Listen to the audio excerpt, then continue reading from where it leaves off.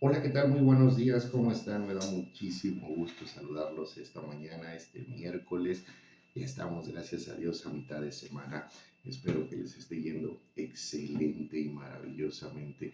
Que nuestro Padre Celestial esté obrando en sus vidas, en cada paso, en cada respiro que den. Que nuestro Padre vaya delante y detrás de nosotros, manifestando su amor, gracia, misericordia y, por supuesto, su favor y su bendición en nuestras vidas, con nuestras familias y con nuestros seres queridos. Deseo de todo corazón que este miércoles Dios te bendiga, Dios te ampare, Dios te proteja, Dios te aparte y te libre de todo mal, y también que Dios te guíe por los senderos de bendición y de victoria, de alegría, de gozo, de felicidad, de amor que nuestro Padre Celestial tiene listos para cada uno de nosotros cada día de nuestra vida. Y si estás pasando por un momento de dificultad, por un tropiezo, por un pequeño bache de esos que se nos presentan en la vida, recuerda que tu fortaleza está en Dios, en nuestro Señor Jesucristo y su Espíritu Santo, que en Cristo todo lo podemos porque Él nos fortalece, que el Padre Celestial nos guía en todo tiempo, momento y circunstancia, sin importar de lo que se trate. Siempre nos podemos apoyar en Dios. Si estás pasando por un momento difícil, no dudes en buscar la ayuda de nuestro Padre Celestial con una oración muy sencilla, externándole tus sentimientos, porque es nuestro Padre. Nuestro Padre nos ama y nos entiende y comprende en todo momento.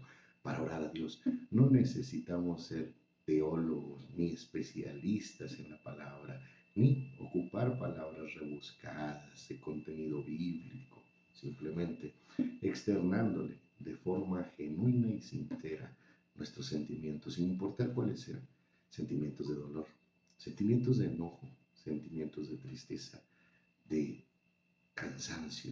También los sentimientos de alegría le agradan a nuestro Padre. Todo lo que le expresamos en oración, nuestro Padre Celestial lo recibe con gran gozo, porque Él se alegra cuando sus hijos, cuando su pueblo y cuando sus siervos le buscan y se sustentan y buscan cobijo en nuestro Padre Celestial, en Él, en el gran Yo soy, nuestro Rey y Señor, el único y poderoso Dios. Que Dios te bendiga grande y maravillosamente este día. Y hoy, miércoles, vamos a leer al profeta Abdías, ¿sí? Un profeta que pasa inadvertido en el Antiguo Testamento porque su libro, ¿sí?, es de un solo capítulo, más sin embargo la profecía revelada a Abdías y transmitida al pueblo de Israel toca un tema muy importante que en un solo capítulo nos permite, ¿sí?, discernir, ¿sí?, y recibir una gran revelación de nuestro Padre Celestial, al igual que una gran enseñanza. Y de igual manera también vamos a leer los Salmos 82 y 83, ¿sí?, que hacen referencia al mismo tema que toca el profeta Abdías, ¿verdad? Y vamos a comenzar con la lectura de este día, no sin antes pedirle a Dios que Él sea quien nos guíe, que Él sea quien nos edifique, quien nos muestre y nos enseñe la sabiduría plasmada en su hermosa y bendita palabra.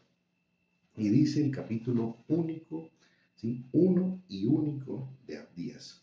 Visión de Abdías. Jehová el Señor ha dicho así en cuanto a Edom: hemos oído el pregón de Jehová, y mensajero ha sido enviado a las naciones. Levantaos y levantémonos contra este pueblo en batalla.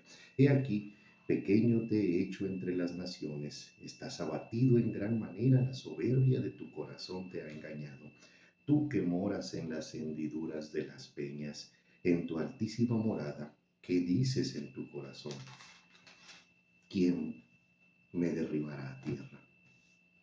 Si te remontares como águila, y aunque en las estrellas pusieres tu nido, de ahí te derribaré, dice Jehová. Si ladrones vinieren a ti o robadores de noche, como has sido destruido, ¿no hurtarían lo que les bastase? Si entraran a ti vendimiadores, ¿no dejarían algún rebusco?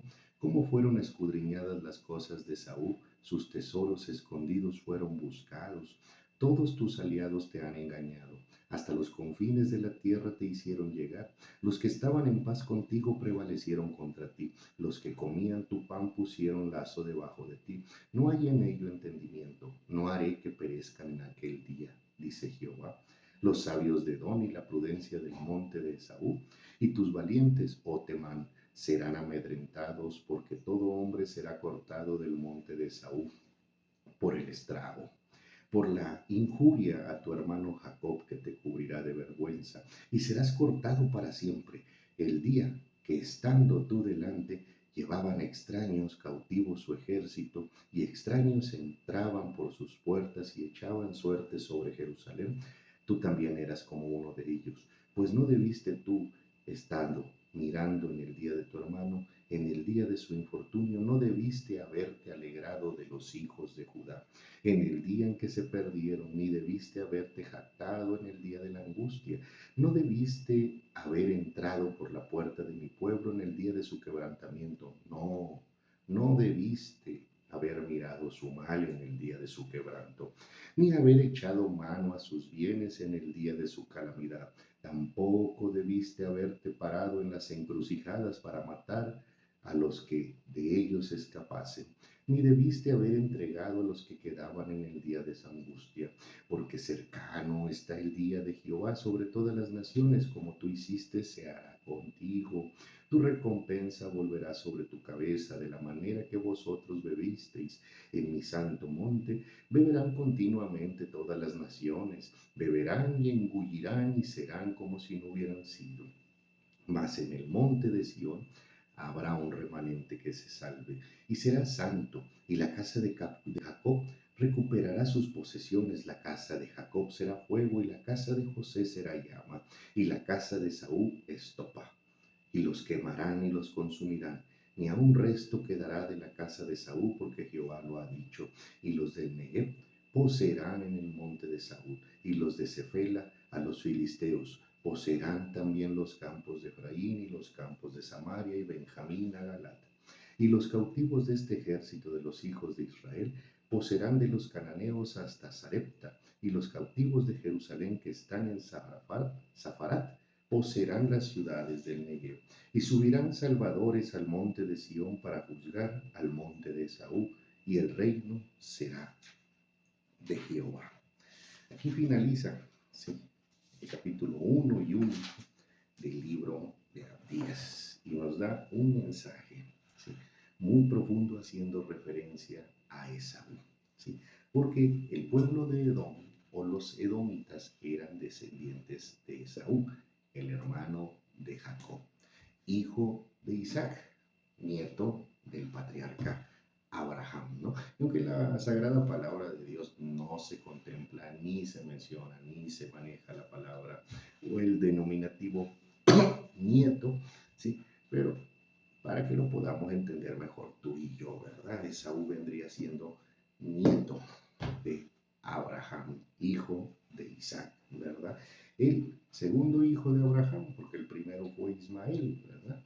Nada más que Ismael no era hijo, ¿sí?, del pacto con Dios, ¿no? Donde Dios le prometió y le cumplió a Abraham que multiplicaría su descendencia como las estrellas del cielo y las arenas del mar, y así lo hizo con el pueblo de Israel. Ismael fue bendecido de otra manera, Ismael el hijo de Agar, ¿sí?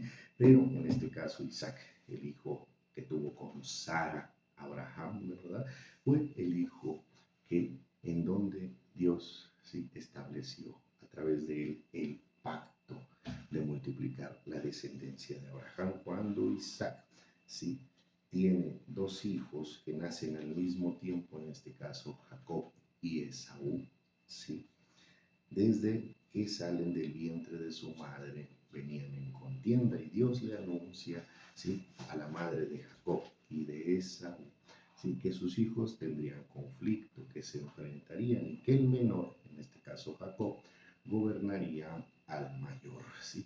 Esto sin saberlo, sin que su madre se los dijera. No recuerdo si su madre era Raquel o Rebeca, ¿verdad? Por eso no pronuncio el nombre de la mamá, de la esposa de Isaac, ni al mismo tiempo la mamá de Jacob y de Saúl, ¿verdad? Pero sin que su madre les compartiera esta revelación que le había dado Dios de las criaturas que estaban en su vientre, que representarían dos naciones. Dios se lo anunció antes de dar a luz, ¿sí? En Esaú ¿sí? Se cultivó, creció y se desarrolló, ¿sí? Una desobediencia, una insensatez, pero sobre todo una soberbia, ¿sí? Una soberbia que lo llevó al grado de despreciar la primogenitura, ¿no? Porque así inicia esta historia, esta contienda entre hermanos, ¿no? Cuando Esaú cambia su primogenitura, ¿sí? Por un plato de lentejas o por un guiso rojo, dice la palabra, ¿verdad? El tema del plato de lentejas es igual que el de la ballena de Jonás y de la manzana de Eva, ¿sí? En la palabra no dice que es ni manzana, ni ballena, ni plato de lentejas, ¿verdad? Dice gran pez, dice el fruto de la sabiduría del bien y del mal, y en este caso habla de un guiso rojo, ¿sí? Que por los estudios profundos en la historia han hecho referencia que se trataba de un plato de lentejas, ¿verdad? Pero tengamos muy puntuales esos detalles, ¿sí? Que son aparentemente insignificantes, pero, ¿sí? Son muy importantes, ya que a partir de ese guiso rojo, ¿sí?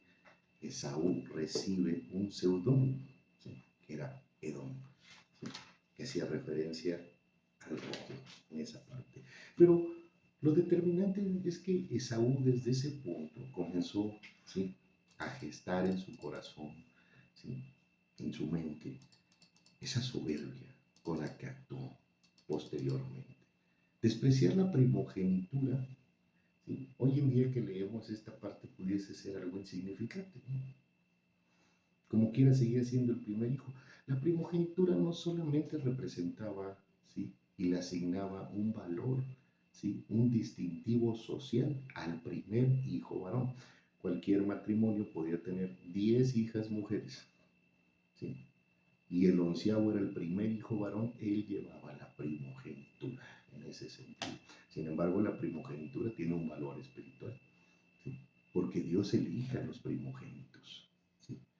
El primer hijo varón, para Dios hay un valor, ¿sí? Espiritual sobre su pueblo, ¿sí? Dios le asigna, ¿sí?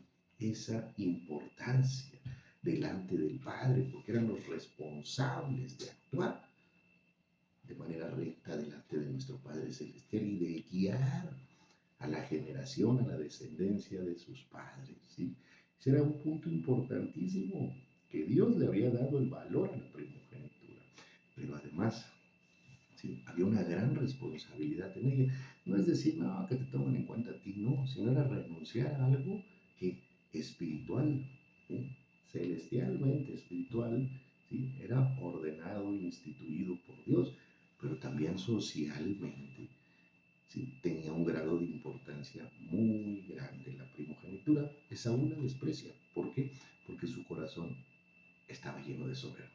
Esaú era buen cazador, era bien parecido, era alto, era fuerte, la palabra lo describe, ¿verdad?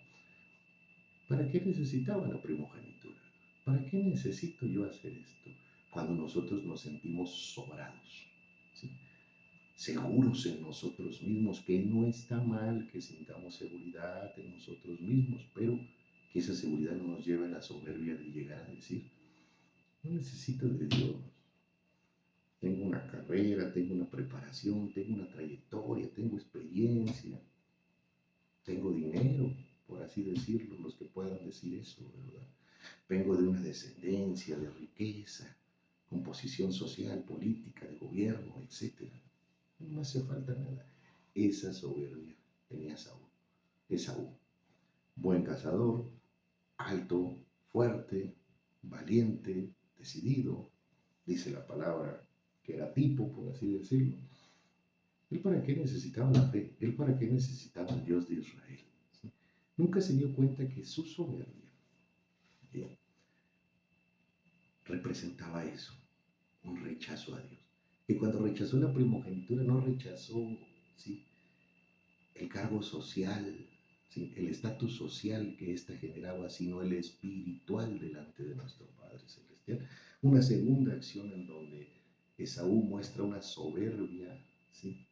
Detonante, ¿sí? Que afectó de generación en generación al pueblo edomita, que fue descendiente de él, fue cuando después de no recibir la bendición por parte de Isaac, y recibió Jacob al darse cuenta, se llenó de odio, se llenó de ira en contra de su hermano, tuvo deseos de matarlo. ¿Sí? Hasta ese entonces, ¿sí?, el único suceso donde un hermano había matado a otro hermano, ¿sí?, era el de Caín y Abel. ¿Sí? En ninguna otra parte se había manifestado, se había presentado otro suceso donde alguien quisiera asesinar a carne de su carne, en ese caso, a sangre de su sangre y carne de su carne, ¿no? En este caso, ¿sí?, Caín mató a Abel, un pecado flagrante delante de nuestro Padre Celestial. Y en el tema de Esaú, si Jacob no huye de la tierra de sus padres, ¿sí?, y se va a habitar, ¿sí?, a la tierra, no recuerdo el nombre, pero a la tierra de su suegro, ¿sí?, Esaú lo mata, ¿sí? Pero ahí se presenta otra acción, además del odio y del rencor hacia su hermano, ¿sí?, Jacob. El hecho de que sus padres, ¿sí?, Jacob y su madre, perdón, Isaac y su madre, le hicieron hincapié a Jacob, ¿sí?, de que no tomara para sí ninguna mujer cananea. De hecho, la más angustiada era su madre, ¿sí?, Rebeca, Raquel, no recuerdo cómo se llamaba. ¿Sí? Ella era la más angustiada de que Jacob, sí, de que Jacob tomara una mujer cananea para sí, porque para su madre sería una gran desgracia, ¿no?, que esto sucediera, ¿verdad?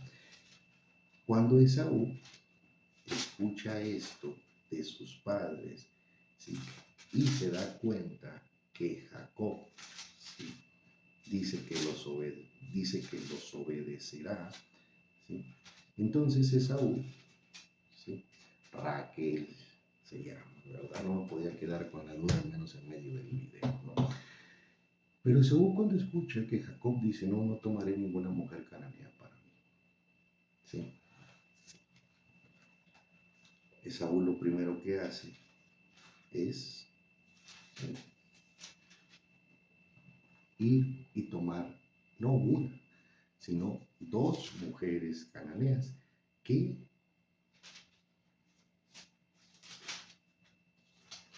eran descendientes de Ismael, en este caso, ¿vale?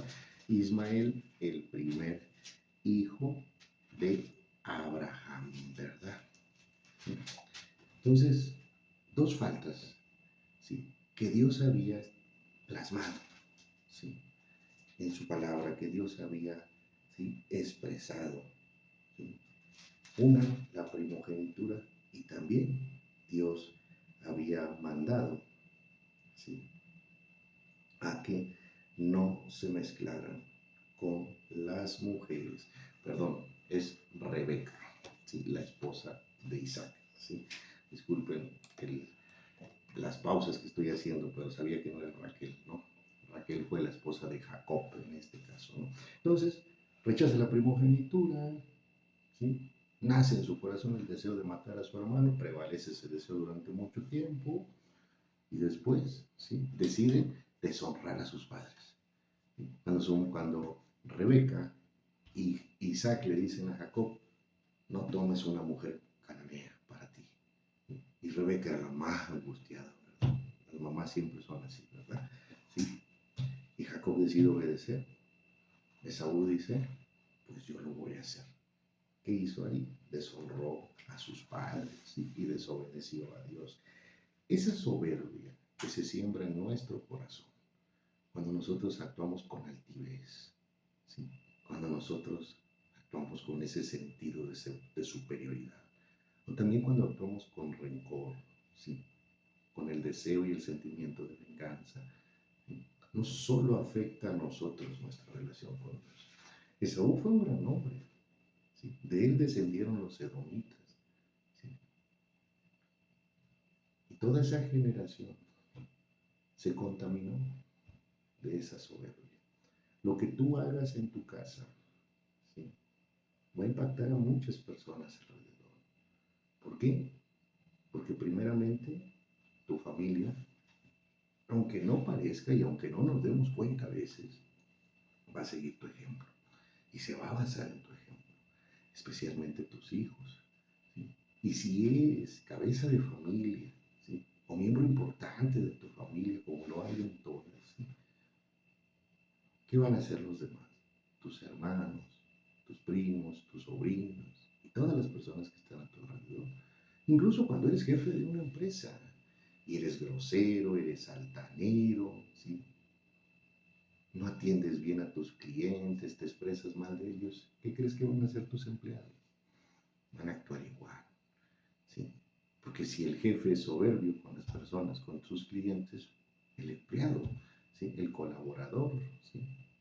Actúa de la misma manera. Jacob, Esaú se afecta a sí mismo, ¿sí? Con esa soberbia que sembró que dio fruto en su corazón, ¿sí? Que prevaleció en su corazón y afecta a su descendencia.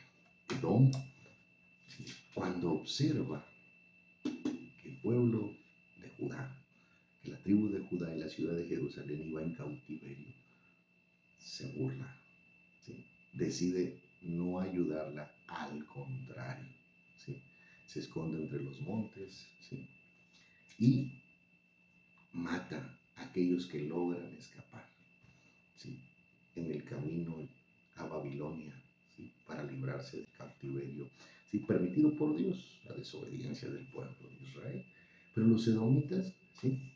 Se alegran, se gozan en que Judá, Jerusalén, por fin los castigaron, míralos, ¿no? Por la soberbia, ¿sí?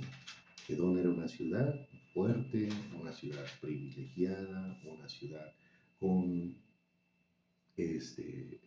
excelentes circunstancias, digamos, económicas y políticas, por así decirlo, y también pensaba que nadie la podía derribar. Dios les aclara, hacían nidos en las estrellas, ¿sí? Desde allá te voy a derribar, porque a Dios le desagrada la soberbia, le desagrada la altivez, le desagrada el desprecio, ¿sí? Entre hermanos. Por ello, cuando nosotros veamos a un hermano en Cristo, y aún que no sea hermano en Cristo, veamos una persona en necesidad, aunque sepamos que se merece por sus actitudes, ¿sí? Aunque sepamos que las consecuencias que están viviendo son resultado, ¿sí? De su insensatez, de su altivez o de su soberbia, nosotros no actuemos igual. Dios, ¿sí? Nos pide amar misericordia, ¿sí? No amar la misericordia, amar misericordia. ¿Qué quiere decir? Siempre ser misericordiosos, incluso hasta con quien justificadamente podamos nosotros discernir que no se lo merece. Con el que nos causó daño, con el que nos faltó. Amemos la misericordia de Dios, amemos misericordia, perdonemos, ayudemos, estiremos la mano a nuestro prójimo. Por eso nuestro Señor Jesucristo, ¿sí? Dios nos dice en el profeta, se me fue el nombre, Miqueas, ¿sí? En el último capítulo, lo único que te pido es hacer justicia, ¿sí? O sea, actuar justamente, amar misericordia y humillarte delante de Dios. Lo mismo que nos dijo nuestro Señor Jesucristo en el primer y segundo, en el primer gran mandamiento y el segundo, ¿sí? Hacer justicia, actuar justamente, y amar misericordia significa amar al prójimo como a nosotros mismos, ¿sí? Y humillarte delante de Dios, ¿sí? Significa amar al Señor tu Dios con todo tu corazón, con toda tu alma y con toda tu mente, ¿sí? Eso es lo que debemos de hacer, no actuar como los edomitas. Y si a nuestro alrededor y en nuestra descendencia, y en nuestra costumbre familiar, o nuestra tradición, lo que hemos venido aprendiendo de generación en generación, existen conductas, ¿sí? Desagradables delante de nuestro Padre Celestial, pongámoslo en manos de Dios y pidámosle a Dios que Él renueve nuestro corazón, que nos quite esas malas costumbres, esas equivocadas ideas, ¿sí? esas formas que vienen heredadas de generación en generación, porque todo eso se hereda. Y tenemos ejemplos en la vida diaria. Hay quienes decimos, saliste, tienes el mismo carácter de tu abuelo. ¿Sí? Hay veces que el carácter de nuestro abuelo, ¿sí? Aunque hayan sido hombres, ¿sí? Excelentes, maravillosos, con sus virtudes y sus defectos, como los tenemos todos los seres humanos, ¿sí? Pero hay veces que el carácter de nuestro abuelo o de nuestro bisabuelo no era ni es el mejor, ¿sí? Y hay veces que amamos esa herencia, como la amó el pueblo de Edom, porque replicó la soberbia de Esaú. Esaú vivió, ¿sí? Si hablamos de épocas de cuando esto sucedió, cuando el profeta Abdías dio esta revelación, anunció esta palabra de Jehová, estamos hablando del alrededor del año 600 antes de Cristo. Esaú vivió, ¿sí? 400 años antes del Éxodo, que vendría siendo en el año 1900, ¿sí? 1900 o 2000 antes de Cristo, ¿sí? Que fue la época en la que vivió Esaú. Imagínense cómo trascendió de generación en generación. Esa soberbia que inició se cultivó en el corazón de Saúl y prosperó, prevaleció en el corazón de Saúl, ¿sí? Con la desobediencia al Padre, el desprecio, ¿sí? A la palabra de Dios, ¿sí? La deshonra de sus padres y la desobediencia a Dios en general, y en creer que él mismo podía hacerlo todo, ¿sí? La primogenitura no importa, yo sí me caso con una cananea y no me importa. Por soberbia ahora voy a deshonrar a Rebeca y a Jacob, porque bendijeron a mi hermano, ¿sí? Voy a deshonrar a Rebeca y a Isaac porque bendijeron a Jacob, ¿verdad? A mi hermano Jacob. Y a Jacob lo voy a matar. Esa soberbia se heredó 2000 años después. Nuestro Padre Celestial, ¿sí? Anuncia una consecuencia, ¿sí? A la soberbia de los descendientes de Saúl, que eran los edomitas, ¿sí? Algo que nosotros debemos de cuidar. Y si por causas del destino, ¿sí? Y eso es algo que en lo particular me identifico, ¿sí? Porque yo heredé ese carácter de los abuelos, ¿sí? Y bendito el Padre que me ha mostrado qué parte de esos caracteres de mis abuelos materno y paterno heredé, qué partes no son buenas, qué partes hay que dejarlos atrás y qué partes nos ayudan, ¿sí? Y son buenas y positivas, ¿sí? Para con nuestro prójimo y también delante de nuestro Padre Celestial. Si por azares del destino tú heredaste un carácter, ¿sí? De algún antepasado, de algún ser querido, abuelo, bisabuelo, padre o madre, y ese carácter no es bueno, ¿sí? Ponlo en las manos de Dios y pídele al Padre que Él te guíe y te transforme, ¿sí? Y cambie esa herencia por la que está plasmada en su hermosa y bendita palabra, ¿sí? Y vamos a dar lectura rápidamente a dos salmos, ¿verdad? El 82 y al 83, que dicen de la siguiente manera. Salmo número 82, amonestación contra los juicios injustos. Salmo de Asaf. Dice así: Dios está en la reunión de los dioses. En medio de los dioses juzga. ¿Hasta cuándo juzgaréis injustamente y aceptaréis las personas de los impíos? Defended al débil y al huérfano, haced justicia al afligido y al menesteroso, librad al afligido y al necesitado, libradlo de manos de los impíos. No saben, no entienden, andan en tinieblas, tiemblan todos los cimientos de la tierra.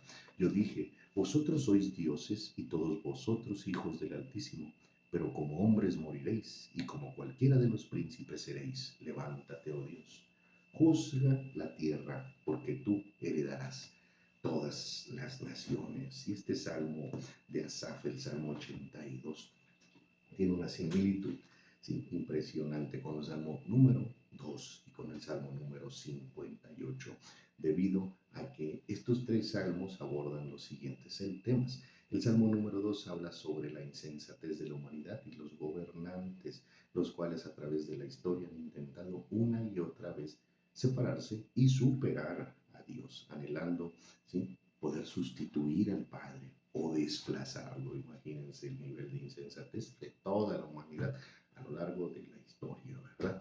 En el Salmo 58, ¿sí?, está basado en un lamento por las acciones de los injustos y los malvados, los cuales se gozan en causar daño al prójimo y a sus alrededores. Así también, en el Salmo 58 hay una oración imprecatoria a través de la cual se le exige a Dios, ¿sí?, a medida de exigencias, es una oración imprecatoria, ¿sí?, que los malvados sean castigados y sus planes sean destruidos. Esta oración este Salmo 82, cuando inicia diciendo: Dios está en la reunión de los dioses, en medio de los dioses. Juzga, no es que haya una reunión de muchos dioses, hay un solo, único y poderoso Dios. Sí, hace referencia a los dioses, la reunión de los dioses. Dios está observando la reunión, así, de los pueblos, de los reyes, ¿sí?, que con la soberbia que yace en su corazón, ¿verdad?, se sienten dioses y se los dice, ¿sí? Yo dije, vosotros sois dioses y todos vosotros hijos del Altísimo, pero como hombres moriréis. ¿Sí?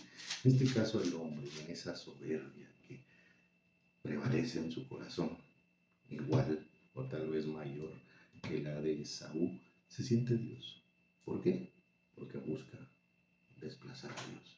¿Sí? Se aparta de toda justicia. ¿Sí? No escucha la palabra del Padre, no razona sobre ella, ¿sí? No hace justicia, no ayuda al afligido ni al menesteroso, ¿sí? No libra, ¿sí?, al justo de la mano de los impíos, sino al contrario, menosprecia al justo, lo oprime, lo juzga falsamente, lo señala y lo persigue.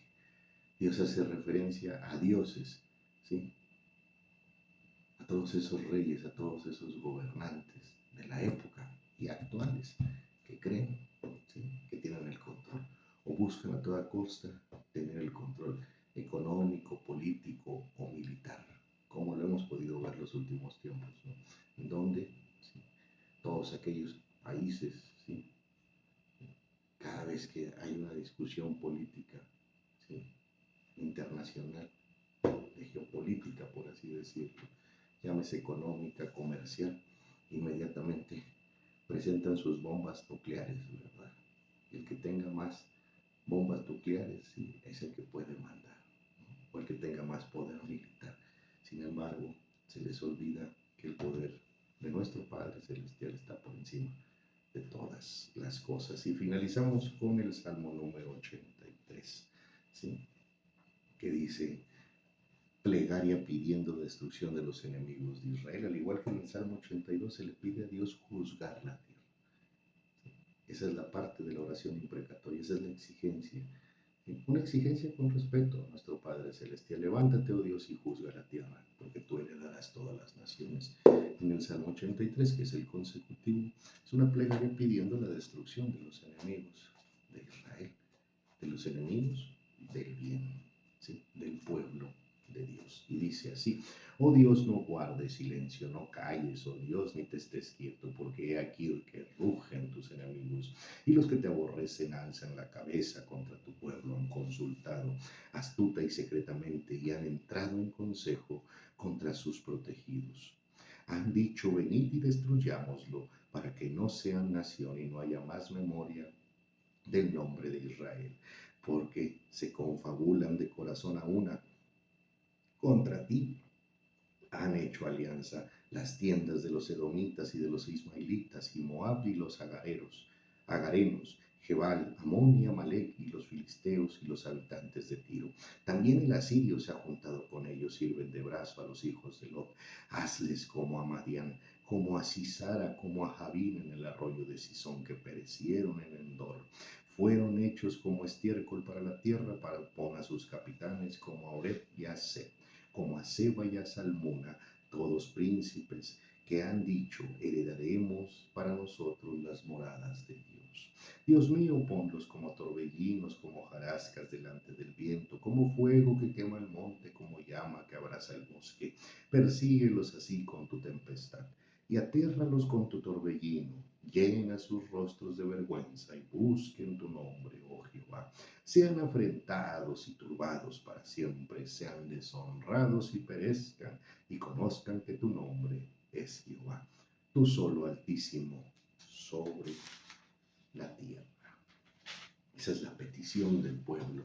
En un momento de angustia, ¿sí? Recordemos, ¿sí?, que el cautiverio de Israel se dio en varias etapas, ¿no? Y fueron muchos pueblos los que Dios ocupó para, ¿sí?, corregir el camino y el corazón de su pueblo. Los asirios, ¿sí?, también permitió, ¿sí?, que en la soberbia de los edomitas y de los moabitas y los agarenos y de los de Jebal y de los amalecitas, a los cuales se sumaron los ismaelitas, ¿sí?, descendientes del hijo de Agar, ¿sí?, el primer hijo de Abraham, fuera del pacto de Dios. Todos ellos de forma paulatina, como también los filisteos, ¿sí?, fueron atacando y presionando al pueblo de Dios.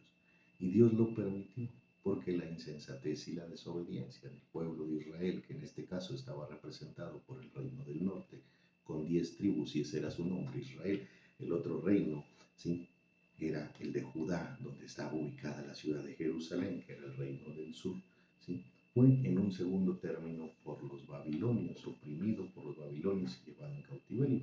Pero las primeras 10 tribus que formaban parte del reino del norte, del reino de Israel, sí fueron sometidas, ¿sí?, por diferentes pueblos, ¿sí? Y es entonces en donde la ciudad de Jerusalén, la tribu de Judá, que se encontraba al centro de todas las operaciones que estaba llevando a cabo Dios para corregir el camino de las 10 tribus de Israel del reino del norte, ¿sí?, sintió miedo y expresaban estos salmos, ¿sí?, acaba con los enemigos, ¿sí?, destruye los enemigos de Israel, ¿sí?, porque sentían el temor. En este caso, los hombres, ¿sí?, y las mujeres, esa parte del pueblo, ¿sí?, que dentro de toda la desobediencia amaba y respetaba a nuestro Padre Celestial y tenía su confianza puesta en Él, no en Egipto, ni tampoco en Asiria, ¿sí?, ni en Samaria, ¿verdad? Le pedía a Dios que destruyera a los enemigos para que posteriormente esos mismos enemigos no atacaran Judá, Jerusalén, ¿verdad? Estas oraciones son imprecatorias. Imprecatorias quiere decir, ¿sí?, las oraciones del Salmo 82 y del Salmo 83 quieren decir que se pronuncian con cierta exigencia de forma respetuosa a Dios. Padre, ya termina con esta prueba. Padre, ya termine con este proceso. Padre, ya ayúdame, por favor. Esa es una oración imprecatoria. ¿Dónde? Con amor, con respeto. Como hijos con su Padre.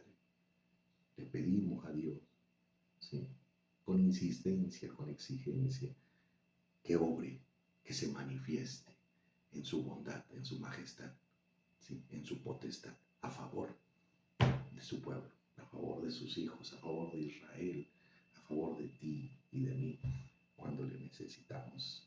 Y el Padre en su tiempo y en su voluntad siempre obra. Eso es lo que nos debe de tener más contentos, pero en este caso, en esa angustia, en esa desesperación que se sentía de ver ataques por todos lados, se realizaban oraciones, ¿sí?, con esa exigencia genuina que también podemos expresarle a nuestro Padre Celestial. Esta fue la lectura del día de hoy, miércoles. Yo les envío un fuerte abrazo. Dios los bendiga grande y maravillosamente. Que Dios obre en nuestros corazones cada día. Pidámosle a Dios que nos transforme en los hombres o las mujeres que Él quiere que seamos delante de su presencia. No lo que nosotros pensemos que debemos de ser, sino que Dios obre en todos los aspectos de nuestra vida, que tome el control de nuestra mente, de nuestro corazón, de nuestro espíritu, de nuestra alma, de nuestra voluntad y de nuestra vida, ¿sí?